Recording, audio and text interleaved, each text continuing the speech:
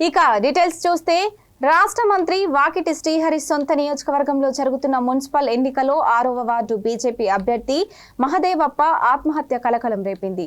ఆత్మహత్యపై పలు అనుమానాలు వ్యక్తమవుతున్నాయి. మంత్రి మక్తల్ మున్సిపాలిటీని ఎలాగైనా చేజిక్కించుకోవాలనే లక్ష్యంతో అక్కడే మకం వేసి మొత్తం విపక్ష అభ్యర్థులను టార్గెట్ చేస్తున్నట్లు ఆరోపణలు వినిపిస్తున్నాయి. ఈ నేపథ్యంలో బీఆర్ఎస్, బీజేపీ క్యాండిడేట్లను ప్రలోభ పెట్టేందుకు తీవ్ర ప్రయత్నాలు చేస్తున్నారు. తాజాగా ఈ వార్డులో బీజేపీ గెలుస్తుందని సర్వే నివేదికలు రావడంతో సదరు అభ్యర్థిని కాంగ్రెస్ నేతలు కొందరు టార్గెట్ చేసి భయపెట్టినట్లు గ్రామస్తులు ఆరోపిస్తున్నారు.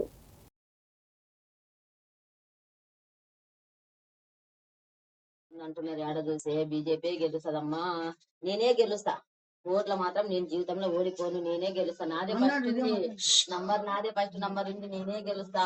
బీజేపీకి ఫుల్ పవర్ ఉంది, ఏడ చూసి అదే వస్తుంది అందరి నోట్లలో. నేనే గెలుస్తా. గెలిచిన కూడా నన్ను పెట్టారు, నాకు ఒత్తిడి పెట్టిండ్రు, నన్ను బెదిరిస్తున్నారు, ఏమేమో మ్యాటర్లు పెడుతున్నారు ఫోన్లు అన్నాడు. అవి ఎవరో పెడుతుంటారు బెదిరికున్నాక అది ఇస్తాడు డూసు. ఎవరైనా ఊరోళ్ళు ఎవరైనా తాగొత్తులు పెడుతుంటారు అట్లా భయపెట్టాలని. భయపడకు, ధైర్యంగా ఉండి నీవని చెప్పినాము.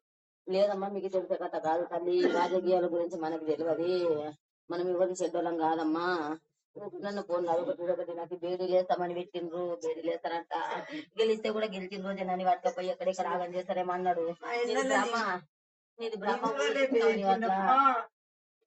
అట్లా ఊహించుకుంటావు, నీది బ్రహ్మ.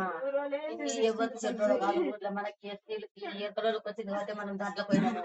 లేకుంటే మనం ఏం కోతుంటిమప్ప, మన అంత భయం ఉన్నాడు ఏం కోతివని కూడా అన్నాం సారు. లేదమ్మా నేను ఇట్లా చేస్తారని తెలియలేదు, నేను నమ్ముకొని ఊరిని నమ్ముకొని వచ్చిన, నేను మనకి ఎక్కడోళ్ళకి వచ్చింది కాబట్టి నేను వచ్చిన అన్నాడు. అదే అన్నాడు సార్, ఇంకేం తెలియదు. గెలుస్తామైతే నేనే పక్క గెలుస్తాను కూడా చెప్పిండు, భయపడదే లేదు.